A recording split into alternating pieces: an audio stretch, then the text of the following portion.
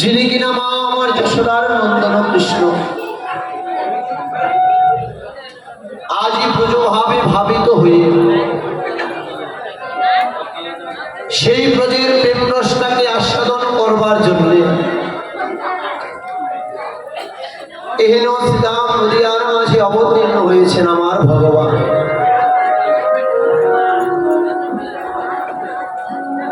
কত কোটি কোটি কলির জীব, কত কোটি কোটি সাধু সাধিকা, কোটি কোটি জনম সাধনা করেও যার শরণটা লাভ করতে পারে না, ধ্যানে পায় না, সাধু যারে সাধনায় পায় না, এহেন বিরিঞ্চি বাঞ্ছিত ধন কলির আরাধ্য দেবতা,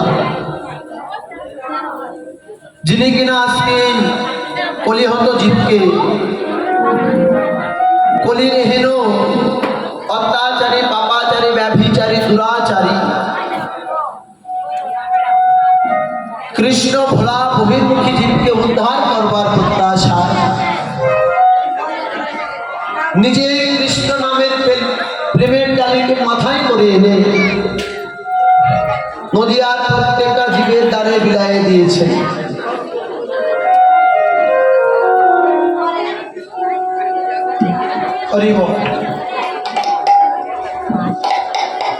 বাবা সত্য যুগে ছিলেন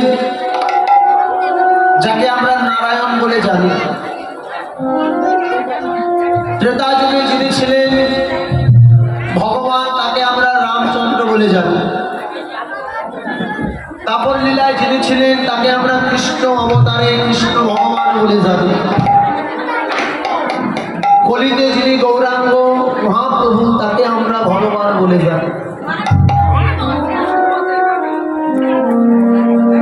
তবে সত্য ত্রেতা দাপরে এই যে তিনটি ভগবান, সত্য যুগের ভগবানের বাহু মানে হাত ছিল কয়টা বাবা?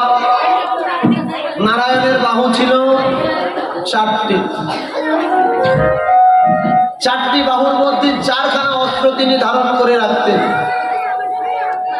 একটা ছিল শঙ্খ, চক্র, গদা আর পদ্ম। সত্যযুগ পরিত্যাগ করে দিয়ে সেই ভগবান যখন ত্রেতা যুগে রামচন্দ্র হয়ে আসলেন, তখন রামচন্দ্রের বাহু ছিল দুটি বাহু, দুই বাহুর মধ্যে দুইটা অস্ত্র ছিল, একটাতে ছিল তীর আরেকটাতে ছিল ধনুক। বললে সেই রামচন্দ্র যখন আবার দাপর লীলায় অবতীর্ণ হয়েছে, সেই ভগবান কৃষ্ণ অবতারে ভগবানের হাতে তখন অস্ত্র ছিল কি? তখন ছিল তার বিমোহনকারী অস্ত্র, যার নাম ছিল সাধের মুরলী। কলিতে যিনি আসলেন, কলির ভগবানের হাতে না ছিল তার ধরা চূড়া বাঁশি, না ছিল তার শঙ্খ চক্র গদা পদ্ম, না ছিল তার ওই তীরার ধনুক। ভগবান সবকিছু পরিত্যাগ করে দিয়ে আসলেন, নিরস্ত্র হয়ে ভগবান আসলেন। তাই বলে আমাদের এই ভাবনাটা ভুল বাবা। ভগবান কখনোই খালি হাতে আসে না। যিনি পিতা হয়, ওমা যিনি পিতা হয়, সেই পিতা যদি 5 দিন 7 দিন ঘরের বাহিরে থাকে, সে আবার বাহির থেকে 5 দিন 7 দিন পরে ঘরে আসার সময় ঠিক তাদের সন্তানদের জন্য নিজের কিছু থাক বা না থাক, কোনো না কোনো কিছু ঠিক তার ঘরের ভিতরে নিয়ে আসবে। এটা হচ্ছে পিতার ধর্ম। পিতাকে বলে দিতে হয় না যে তোমার ঘরে সন্তান আছে, তুমি খালি হাতে যাবে কেন, যাওয়ার সময় কিছু নিয়ে যাও। পিতা কিন্তু ঠিক নিয়ে আসে। আমার মহাপ্রভু, আমার ভগবান তো বিশ্বপিতা বাবা, যার সন্তান আমরা জগতের সবাই। তাহলে আমরা কি করে বুঝতে পারি যে ভগবান খালি হাতে জগতের জন্য এসেছেন? না, বললেন জগৎ সংসারে ভগবান আমাদেরকে উদ্ধার করবে বলে কৃষ্ণ নামের প্রেমকে সঙ্গে করে নিয়ে এসেছে। কৃষ্ণ নাম নিয়ে আসেনি ভগবান। মহাপ্রভু হরিনাম আনি নাই। মহাপ্রভুর জন্মের 52 বছর আগে কৃষ্ণ নাম শান্তিপুরে অদ্বৈত আচার্যের গৃহে হয়েছিল। 52 বছর আগে। মহাপ্রভুর জন্মের 30 বছর আগে এই কৃষ্ণ নাম বেনাপুরের জঙ্গলে বসে বসে নামাচার্য হরিদাস ঠাকুর মহাশয় 3 লক্ষ বার জপ করেছেন। তার মানে ভগবান আমার গৌরাঙ্গ মহাপ্রভু এই কৃষ্ণ নাম জগতে আনে নাই। তবে আনলোটা কি না, যেই ধনটা কোনোদিন কোনো কালে অর্পণ করা হয়নি আর অর্পিত হবারও নয়, যেই ধনটা ছিল একমাত্র রাধারানীর খাজ ভান্ডারে লুকায়িত, যার নাম ছিল প্রেম ধন। এই প্রেম ধনটাকে রাধারানীর খাজ ভান্ডার থেকে লুকায়িত সেই প্রেম বস্তু আজকে চুরি করে এনে আজকে আমাদের মধ্যে বিলাই দিয়েছে। বিলাই দিলেন আর বললেন জগতের জি, তোমরা কৃষ্ণ বলে কাঁদবে, কিন্তু ওই কৃষ্ণ নামে যদি তোমাদের প্রেম না থাকে, ওই নামে কোনোদিন তুমি উদ্ধার হতে পারবে না। কেননা প্রেমবিহীন নাম, এই নামে জগৎ উদ্ধার হয় না গো। যদি নামের সঙ্গে প্রেমটা মিশাতে পারো তবেই কেবল উদ্ধার হরিনাম।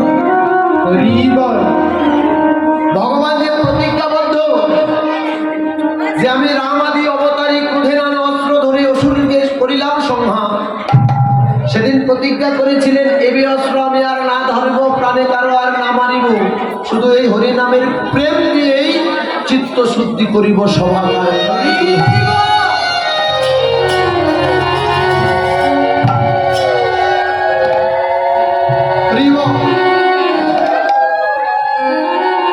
বলেন বাবা, যদি এই হরিনামে এই কৃষ্ণ নামে ওই প্রেমবিহীন নাম দিয়ে যদি জগৎ উদ্ধার হতো, তাহলে সত্যযুগের হরির নাম নিয়ে কেউ উদ্ধার হয়নি। দেখাতে পারবেন না যে সত্যযুগের কৃষ্ণ নাম নিয়ে কেউ উদ্ধার হয়েছে। যদি উদ্ধার হতো তাহলে ভগবানের হাতে কোনো অস্ত্র থাকতো না। ত্রেতা যুগের রামরূপে এসে ভগবান অস্ত্র দিয়ে জগতের সকলকে উদ্ধার করল। দাপর লীলায় কংসকে বধ করলো ভগবান নিজের হাতে। কিন্তু তাকিয়ে দেখেন তো, এই যে কলিযুগ, কলিযুগে আমার মহাপ্রভু কাউকে নিধন করেনি।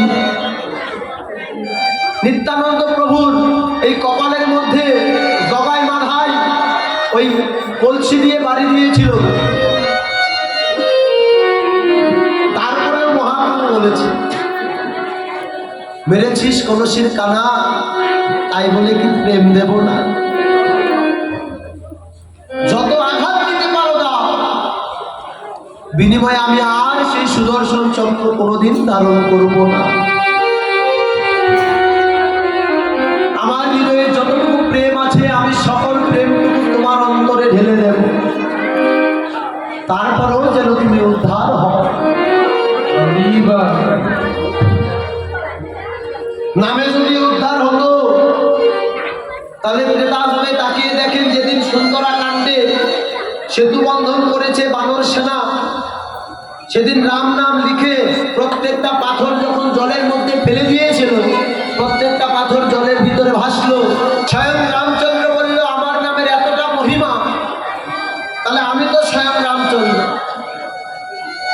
আমি পাথর নিক্ষেপ করলে তো ডুববার কথা নয়।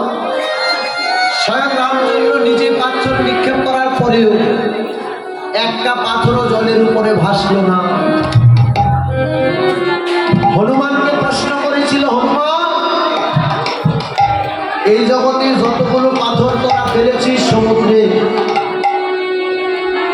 আমার নাম লেখা পাথর নিক্ষেপ করার সঙ্গে সঙ্গে জলের উপরে ভাসলো, কিন্তু বাবা আমি নিজে স্বয়ং রামচন্দ্র পাথর নিক্ষেপ করলাম, ছুঁড়ে মারলাম ওই সমুদ্রের বক্ষে, একটা পাথরও তো ভাসল না। হনুমান সেদিন করজোর করে বলেছিল, প্রভু এই জগতে তুমি যদি একবার কাউকে ছুঁড়ে ফেলে দাও, জগতের কারো যে আর তারাবার শক্তি থাকে না। সবাই তোমার কৃপা বলে দাঁড়িয়ে থাকে জগতে। প্রভু তুমি শুধু ওই পাথরের উপরে তোমার নামটাই দেখলে প্রভু, নামের সঙ্গে আর কি ছিল সেটা দেখলে না। কি ছিল হনুমান? প্রভু যতবার ওই পাথরের উপরে আমরা রাম নাম লিখেছিলাম, ততবার আমরা নয়ন জলে ভেসেছিলাম। অন্তরের যতটুকু প্রেম ভক্তি ছিল, সম্পূর্ণ প্রেম ভক্তিটুকু মিশাইয়ে দিয়ে নয়ন জলে একত্রিত করে রাম নাম লিখেছি বলে এই রাম নামে পাথর ডুবে না, পাথরে জলে ভেসে যাওয়া প্রভু।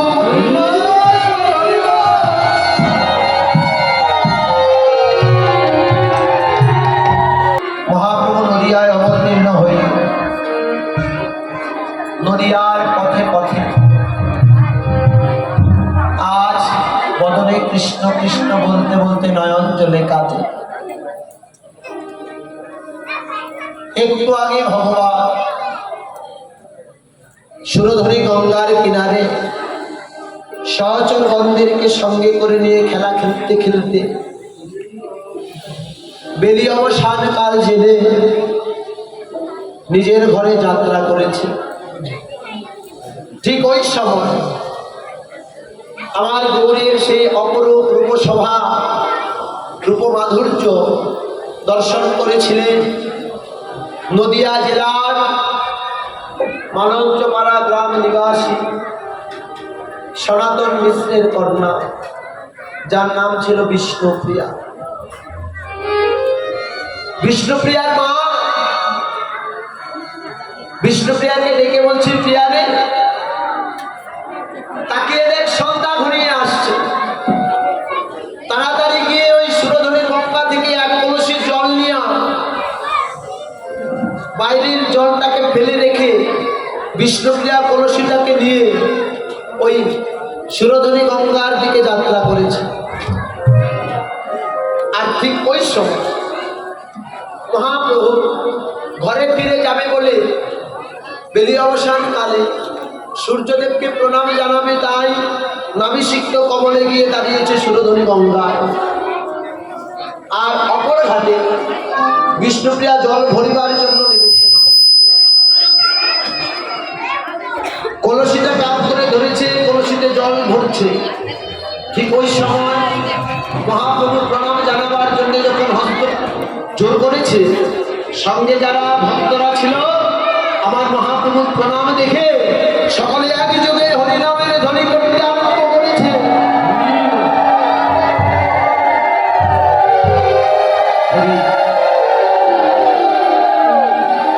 সেই ধ্বনি শুনে বিষ্ণুপ্রিয়া নয়ন চলে গেছে। বাবা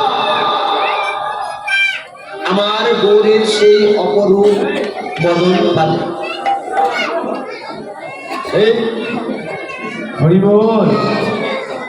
সেই গৌরের বদন পানে বিষ্ণুপ্রিয়া নয়ন চলে গেছে।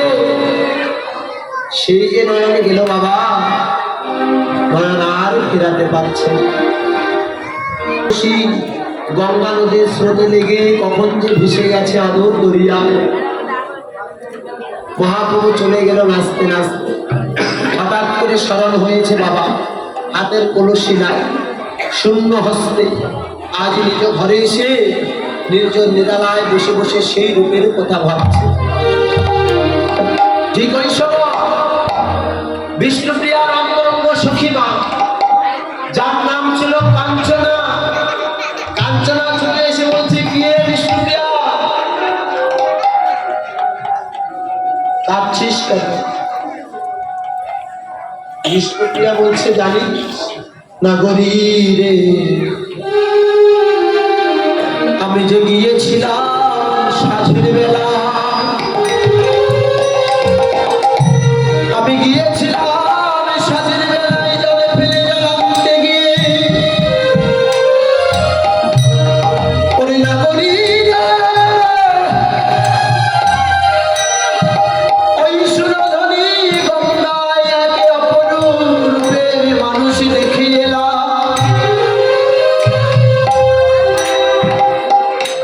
এমন রূপ আমি আর কোনোদিন দেখি নাই কাঞ্চনা।